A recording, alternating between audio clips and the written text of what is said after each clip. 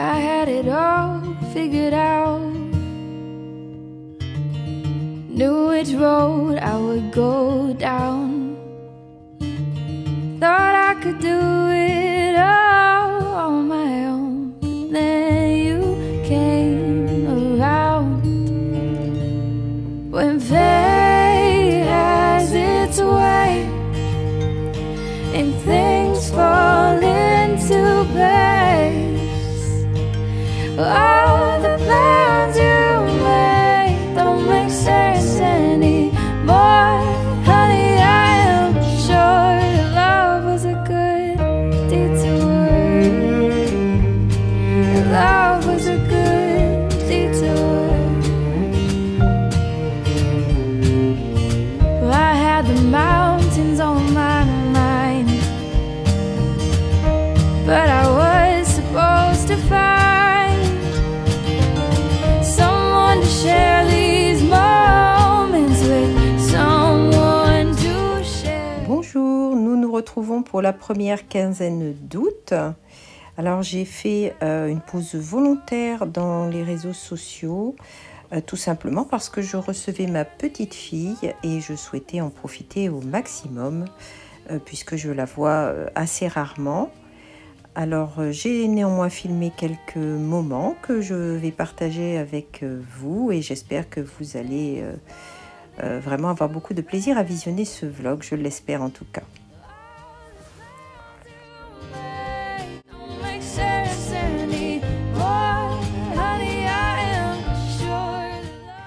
Alors la boutique n'était pas fermée et j'ai quand même essayé de travailler un peu. J'ai notamment mis en ligne quelques articles de la maison Sajou qui viennent d'arriver. Je vous laisse les découvrir sur la boutique.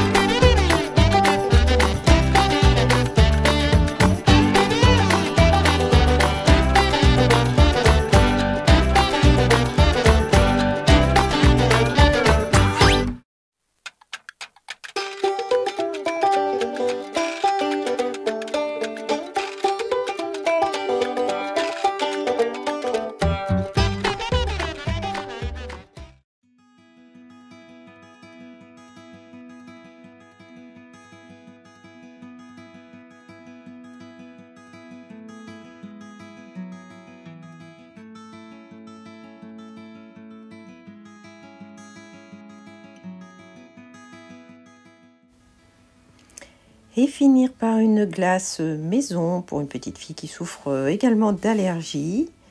Et vous savez quoi, le mieux c'est que chez mamie, on peut manger des glaces même au petit déjeuner. Et ça, c'est vraiment les vacances.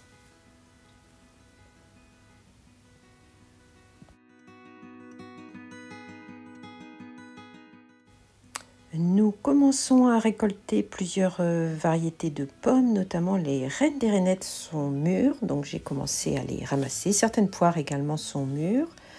Je ramasse aussi du raisin. Alors j'essaye de le sauver parce que comme tous les ans, il est attaqué très rapidement par les frelons. Dorénavant, je cueille assez rapidement les grappes. Je sélectionne les grains qui sont consommables, qui sont bien mûrs. Je les lave et je les congèle tout simplement. Soit on les mange glacés de cette manière-là, soit je les utilise dans les salades de fruits d'hiver.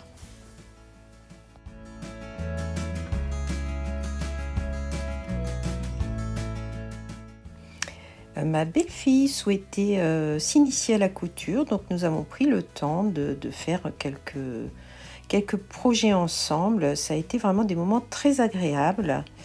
Et puis, la petite souhaitait se mettre à coudre. Alors, je me suis rappelé qu'enfant, je faisais des cartes perforées de cette manière-là. Alors, dans mon souvenir, ce sont des cartes qui s'achetaient, je crois. Peut-être vous pouvez également vous souvenir de ce type d'ouvrage. Là, j'ai simplement fait un dessin relativement simple. Voilà, j'ai percé des petits trous. On peut dire qu'il s'agit vraiment d'une découverte de la couture parce que vous apprenez à faire des points sans emmêler votre fil. Elle a vraiment beaucoup apprécié découvrir cette technique. Bon, elle a aussi très envie de faire du crochet depuis qu'elle m'a vu faire, mais ça, je pense qu'il va nous falloir attendre encore un petit peu.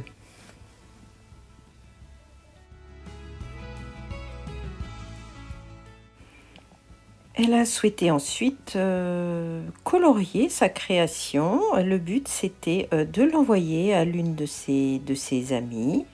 Et je l'ai encouragée à ça parce que qu'y a-t-il de plus agréable que de recevoir une jolie lettre par courrier. Je pense que le facteur également a pu trouver cette enveloppe vraiment très jolie. Voilà un très bon moment et un très beau projet que nous avons fait ensemble.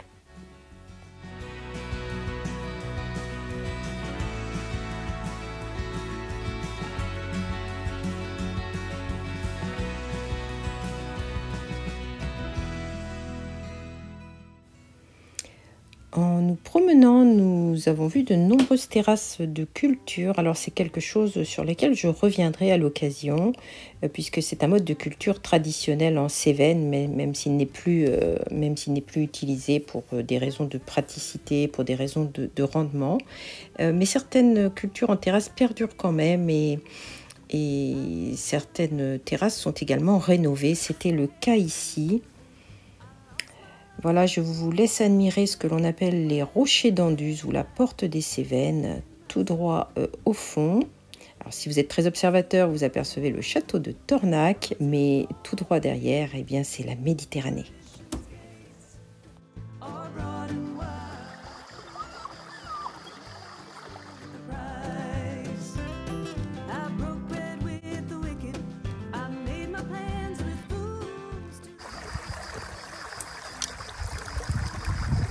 Ah, j'en ai trouvé un petit.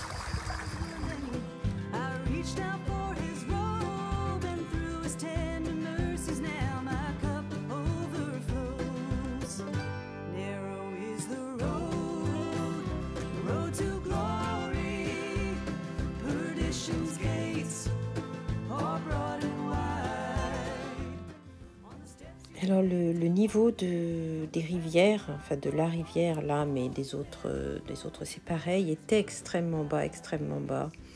Bon, bien sûr, ça n'a pas empêché Poppy de s'amuser, mais il y avait beaucoup de vases. Nous avons quand même passé un excellent moment ensemble.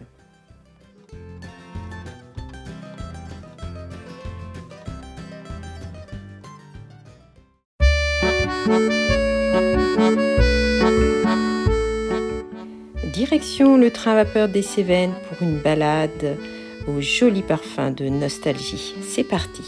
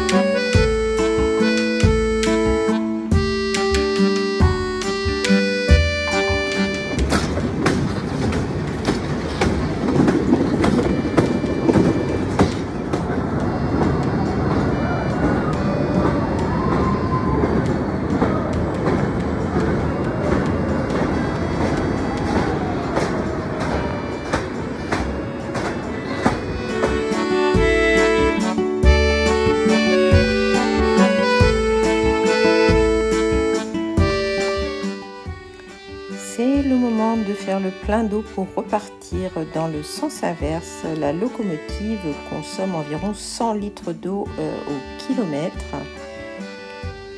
Donc vous voyez ici l'opération de manière à remplir de nouveau les réservoirs. Elle contient 8000 litres.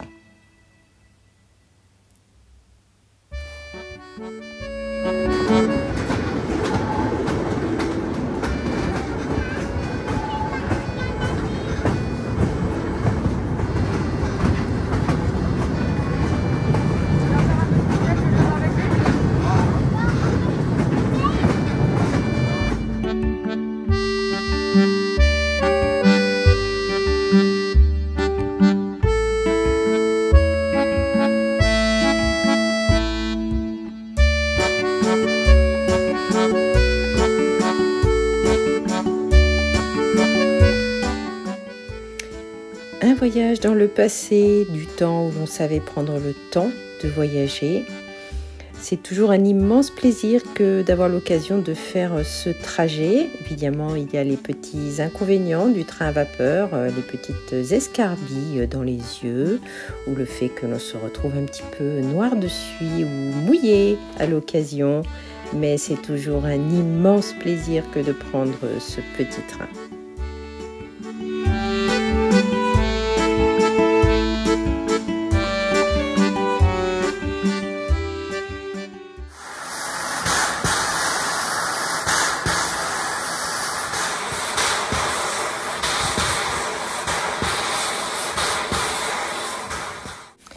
Les derniers éléments de la box continuent d'arriver. Nous avons eu l'occasion également de refaire de la couture avec Lorraine, ma belle-fille, forte d'une petite jupe qu'elle a fort bien réussi. Eh bien, elle s'est lancée dans un autre projet. J'espère vraiment qu'elle continuera sur cet élan créatif et sur l'envie qu'elle a de coudre de plus en plus ses propres vêtements ainsi que ceux de la petite. Pendant qu'elle cousait, je me suis lancée dans la réalisation d'un kit que j'avais acheté de manière à faire un serre-tête en Liberty. Alors en fait, il s'agissait de 4 serre-têtes, je n'avais pas fait attention, qui sont normalement réalisables par des enfants. Moi j'ai trouvé que ce n'était pas le cas, j'ai fait de nombreuses erreurs, il y a un manque d'informations dès le début, même si on finit par s'en sortir. En tout cas, des enfants ne peuvent pas réaliser ce kit sans l'aide d'adultes, c'est évident. Néanmoins, le résultat est très joli, vous recouvrez un serre-tête avec un cordon spécial en Liberty. Alors il ne s'agit pas de spaghetti, je préfère vous le dire puisque j'ai essayé de me servir de spaghetti et ça n'a pas fonctionné. C'est un petit peu plus large. Voilà, et ensuite vous confectionnez le nœud en suivant pareil des instructions. Je n'ai pas utilisé non plus les cordons qui étaient prévus. Il y avait des difficultés à les enfiler avec les aiguilles, ça ne convenait pas. J'ai fait un petit peu à ma façon et je suis contente du résultat malgré les aléas. Et bien entendu, il y a un petit bouton doré parce que même quand on a 4 ans, les paillettes, c'est déjà la vie. J'ai eu envie d'en faire un second, mais je n'avais pas ni de cordon ni de tissu, alors qu'elle le souhaitait en jaune. Je me suis dit que j'allais me servir d'un morceau de biais. Alors, de manière à recouvrir le serre-tête prévu, j'ai tout simplement cousu le biais, comme vous pouvez le voir. Alors, la petite couture est à l'intérieur, ça ne se voit absolument pas au porté. Ensuite, pour réaliser le nœud, j'ai déplié le biais que j'ai utilisé donc comme du tissu. Vous voyez ici en faisant une couture de chaque côté et en refermant à la main de manière à pouvoir confectionner un second nœud. Et bien entendu, l'inévitable petit bouton doré de manière à ce que ça brille.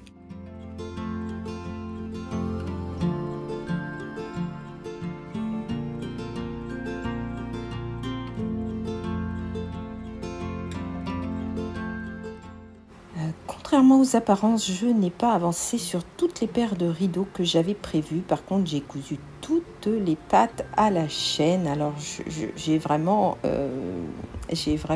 confiance que cette semaine je vais enfin arriver à pouvoir les finir. J'ai déjà préparé et épinglé un premier rideau.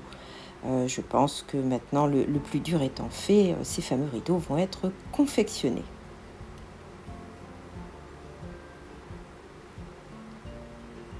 Nous avons aussi fait beaucoup de cuisine ensemble. C'est là que nous avons pris conscience qu'il allait falloir coudre un petit tablier à sa taille, que je lui enverrai sûrement, puisque je sais qu'elle cuisine également avec sa maman. Vous voyez ici la confection d'une vinaigrette. Mais bien entendu, il y a eu des gâteaux à la courgette et au chocolat. Et puis, quoi de meilleur que de manger des carottes que l'on a préparées soi-même.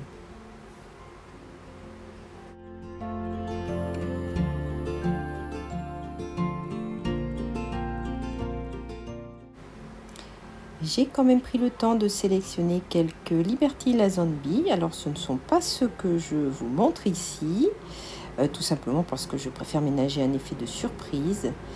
Ce sont des Lazenby que j'achète à l'étranger et que je n'ai pas trouvé sur les sites de vente français. Voilà pourquoi je renouvelle un stock de Lazenby. Et j'ai reçu quelques nouveaux Liberty, mais je compte en faire une vidéo dédiée. J'ai quand même réussi à prendre le temps de faire enfin les fiches produits pour le tissu Bell & Book que je vous ai présenté, je crois, dans le vlog précédent. Oui, je vous l'ai présenté dans le vlog précédent. Celui-ci, il s'agit de la collection d'automne, la nouvelle collection d'automne de Bell & Book. Et un réassort de celui-ci que vous aviez beaucoup aimé et que vous m'avez demandé. Alors comme vous pouvez le deviner, je n'ai pas eu le temps de tricoter, encore moins le temps de faire de la broderie. J'ai juste fait un petit peu de crochet, mais néanmoins le soir j'ai toujours pris le temps de lire un peu et j'ai lu ce livre dont je voulais vous parler. Je l'ai découvert tout à fait par hasard, ce livre. Alors, pour faire relativement court, c'est une série de petites histoires qui concernent à chaque fois un personnage, bien sûr, et son histoire de vie. Et la base de ce roman, hein, puisqu'il s'agit quand même d'un roman, chacun de ces personnages se rend pour des raisons diverses à la bibliothèque et il a affaire à une bibliothécaire tout à fait particulière qui leur conseille un livre totalement incongru. Là, de mémoire, par exemple, quelqu'un qui est dessinateur et on lui conseille un livre sur pourquoi mon compost est-il chaud, voilà, de mémoire. Alors, j'ai beaucoup apprécié ce livre. Ça a été vraiment une très très belle surprise. Je ne peux pas vraiment en dire plus que ce que mentionne le livre lui-même dans son résumé, c'est-à-dire qu'il s'agit d'un roman qui est quand même très poétique, qui parle bien sûr du pouvoir des livres, mais je trouve beaucoup plus de l'importance que peuvent avoir nos mots ou l'attention que l'on peut porter aux personnes ou à autrui et à quel point prendre ce temps peut quelquefois changer la vie des autres. Vraiment, oui, une très très belle surprise. Je ne peux que vous conseiller de lire ce livre. Vous l'aurez compris, le livre que donne la bibliothécaire change totalement la vie, le cours de la vie des personnages. J'en profite pour vous montrer cette petite assiette trouvée en ressourcerie. Alors, il s'agit d'une assiette d'enfant. Alors, je vais vous montrer le nom de l'artiste. Je ne vais pas me risquer à le prononcer. C'est une artiste relativement connue pour ses dessins un petit peu dans le style Polbo, effectivement. J'ai trouvé ce dessin tout à fait charmant. Vous savez, c'est une assiette que vous remplissiez d'eau chaude de manière à ce que la nourriture des enfants ou des bébés ne refroidisse pas. Moi, je l'ai trouvée vraiment très très jolie et elle a tout naturellement trouvé sa place dans un petit coin de l'atelier. Je suis très contente d'avoir pu faire cette petite trouvaille, d'autant que le prix en était vraiment très très raisonnable. Nous nous allons nous quitter comme habituellement sur quelques images et nous nous retrouverons d'ici une dizaine de jours. Je tenais à remercier tous ceux qui avaient laissé un signe de leur passage sur le dernier vlog, ainsi qu'un petit pouce, ce qui me soutient beaucoup. Voilà, je vous dis encore merci pour votre présence et je vous dis également à très bientôt. Son, I've gotta toughen up. I whispered to the mirror, remember how it felt before. I never wanted to get in, I never wanted it until you shut the door.